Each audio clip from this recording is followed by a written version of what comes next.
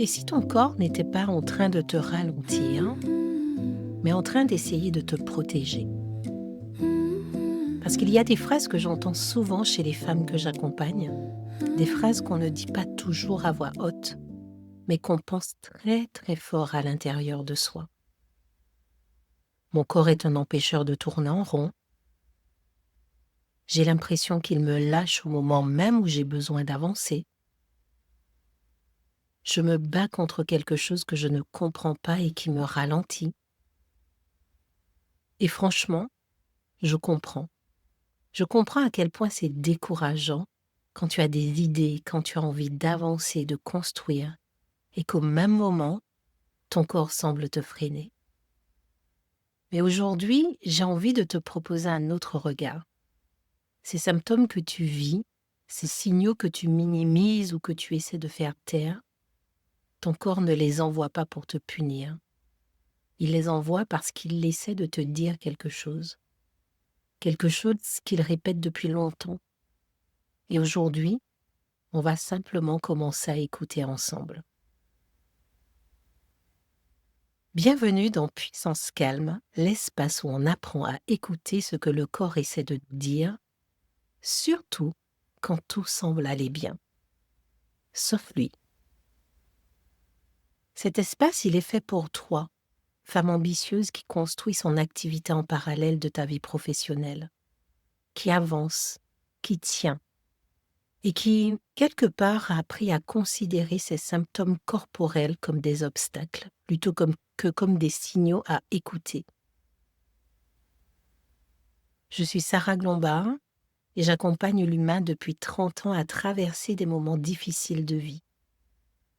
Et ce que j'ai observé chez moi et ce que j'observe accompagnement après accompagnement, c'est que le corps parle toujours, toujours avant la tête, toujours avant l'effondrement, toujours avant qu'il ne soit trop tard. Encore faut-il savoir reconnaître ce qu'il dit. Et c'est exactement ce qu'on va faire aujourd'hui. Il y a des moments que beaucoup de femmes reconnaissent. C'est ce moment étrange où tu t'entends parler et tu ne te reconnais plus. Tu gères, tu réponds à toutes les demandes, tu avances, mais c'est comme si tu regardais ta vie de l'extérieur, comme si tu la vivais par procuration. Et ce n'est pas parce que tu es moins motivé, ce n'est pas que tu n'aimes pas ce que tu es en train de faire. C'est que le moindre geste te coûte. Attraper ton téléphone, répondre à des messages, décider quoi manger, des choses simples de la vie qui te demandent une énergie de marathon. Alors tu continues au ralenti, sans spontanéité, en calculant inconsciemment chaque mouvement. Et quelque part au fond de toi, une phrase revient, une phrase discrète mais tenace. Je suis fatiguée d'être fatiguée. Si cette phrase résonne en toi, tu es exactement au bon endroit. Alors pour rendre mon propos euh, un peu plus concret, je vais te parler de Marie. Marie, c'est une femme que j'ai accompagnée il y a 2 ans. Elle est cadre dans une grande entreprise et en parallèle, elle développe un projet. De l'extérieur, tout semble tenir, tout semble aller bien. Un beau poste, une femme, un projet qui avance.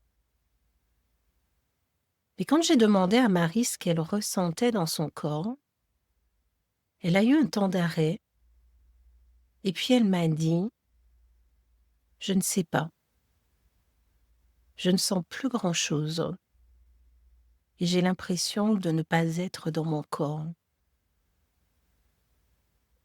Ce que Marie décrit là, c'est le signal le plus silencieux de tous.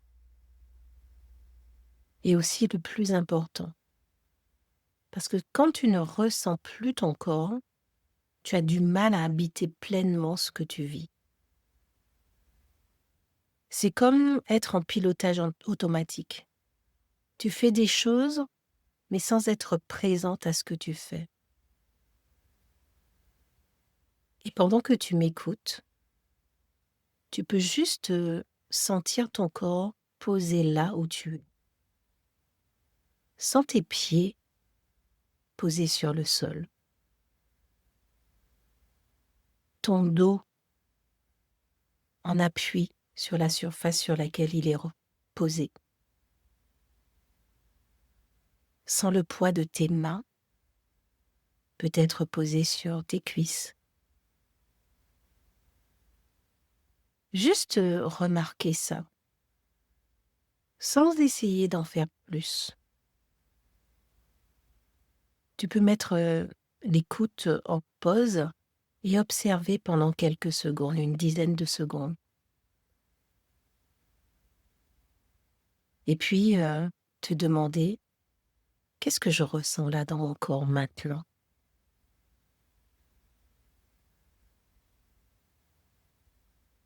Si on revient à l'histoire de Marie, Marie me parlait de ses journées de travail. Elle me disait qu'elle relisait plusieurs fois la même phrase, qu'elle ouvrait un onglet sur l'ordinateur et puis ne savait même plus pourquoi elle l'avait ouvert. Qu'elle avait des idées le soir et le lendemain, plus rien, comme si quelque chose s'était effacé. Et elle se demandait si elle perdait la tête, si elle devenait moins compétente, moins capable. Mais ce n'était pas ça. C'était son cerveau tellement saturé qui commençait juste à fermer les portes pour ne pas s'effondrer. Ça, c'est le premier signal, celui où ton mental commence à se brouiller. Si tu te reconnais là-dedans, je t'invite juste à prendre une profonde respiration. Inspire et expire profondément et lentement, sans chercher à changer quoi que ce soit, mais juste permettre de retrouver de l'espace à l'intérieur de toi. Marie avait aussi des douleurs de dos le long de la colonne vertébrale, des nœuds dans les trapèzes, des maux de tête avec une barre au front qui revenait régulièrement, une oppression dans la poitrine qui l'empêchait de respirer. Elle avait fait plusieurs examens et à chaque fois, c'était la même réponse des médecins. Vos examens sont bons, vous n'avez rien, madame. Et c'est peut-être ce qui est le plus déstabilisant. Quand on a mal, vraiment mal, et qu'on s'entend dire que tout va bien. Alors à force, on finit de croire que c'est normal, que c'est comme ça. Mais ces douleurs sans explication médicale, ce ne sont pas des inventions, ce ne sont pas des caprices. C'est le corps qui stocke ce que tu ne t'autorises pas à ressentir. Et peut-être que pendant que tu m'écoutes, ce deuxième signal qui indique que le corps de Marie est tendu en permanence, tu peux juste observer, toi, s'il y a une zone de ton corps qui se tend. Par exemple, ta mâchoire, tes épaules qui remontent jusqu'aux oreilles, ou ta poitrine. Remarque juste comment c'est là pour toi. Puis prends un profond soupir et relâche.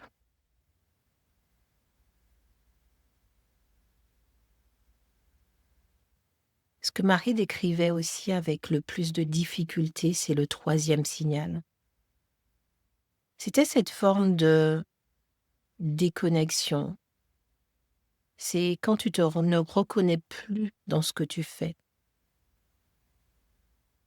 Elle avait créé son projet avec une intention précise, un sens, quelque chose qui vraiment fait battre son cœur, quelque chose pour elle. Et puis, sans vraiment s'en rendre compte, elle ne savait plus pourquoi elle faisait ce qu'elle faisait. Elle continuait, mais de manière mécanique, sans élan, sans plaisir. Et elle m'a dit, «Je fais des choses, mais je sens que je ne les habite pas, en fait». Et souvent, à ce moment-là, on pense que le problème vient de nous, qu'on manque de motivation, qu'on a perdu quelque chose en route, alors qu'en réalité, c'est déjà ton corps qui fait ce qu'il peut pour tenir encore un peu. Marie sentait qu'elle était aussi au ralenti. Elle disait qu'elle manquait de volonté, elle s'en voulait terriblement de ne pas avancer sur son projet. Alors ce quatrième signal, c'est cette culpabilité que tu ressens de ne plus avancer comme avant et que tu t'en veux. Tu veux y aller, tu veux avancer, mais tu n'y arrives pas. Et ça crée de la pression, de la fatigue.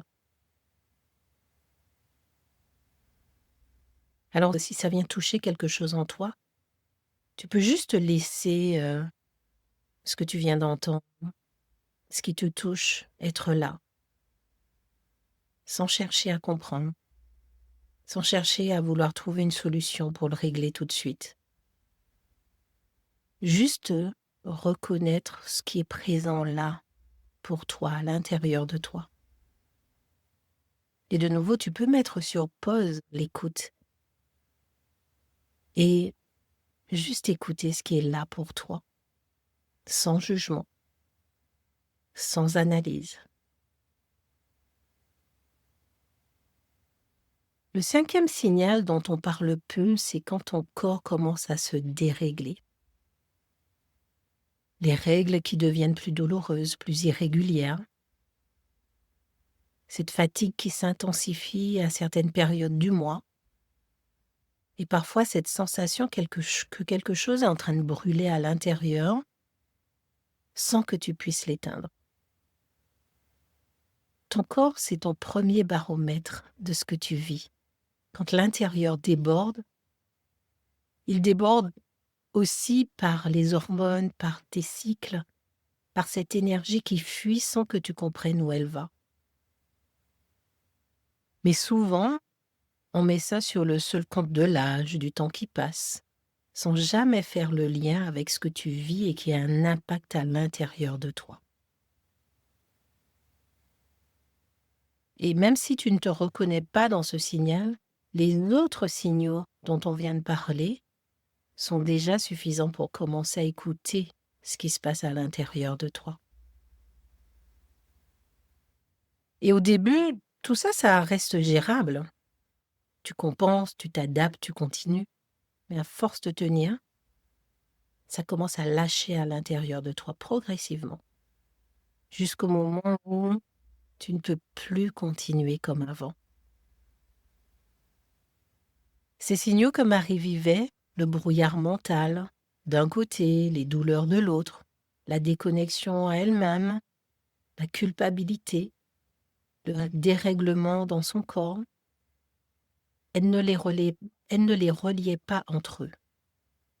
Elle pensait avoir plusieurs problèmes, et en réalité, elle n'en avait qu'un. Son corps était en surchauffe, et il essayait de le lui dire de toutes les façons possibles. Et ce n'était pas une trahison de son corps, c'était une protection. Alors ton corps n'est pas en train de te lâcher, il est en train de te sauver.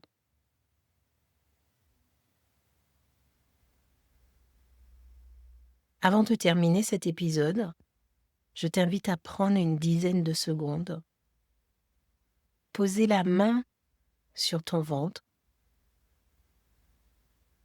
sentir les points d'appui de ton corps là où il est posé, et te poser simplement cette question. Parmi ces signaux, Lequel est le plus présent pour moi en ce moment? N'analyse rien, ne te juge pas. Juste observe ce qui remonte et accueille-le.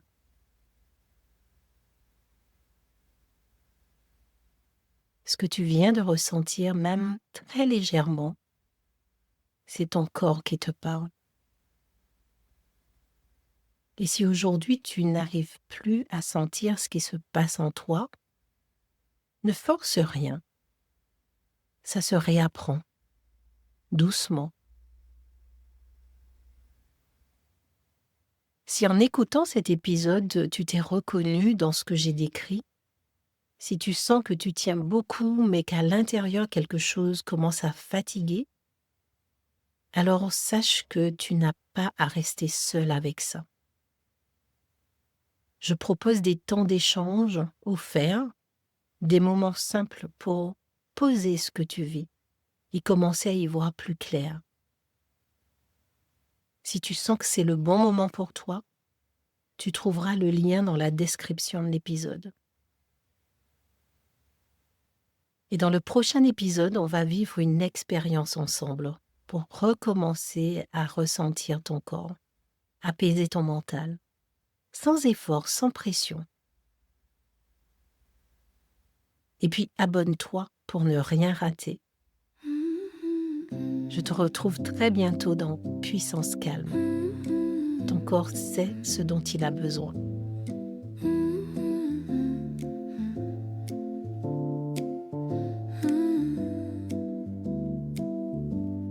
Puissance calme, respire, tu t'installes. Puissance calme, tu crées, tu restes stable. Puissance calme, entreprendre, t'épuiser moins. Clé en main, tu traces ton chemin. Puissance calme, ta voix, ton rythme à toi. Puissance calme, c'est pour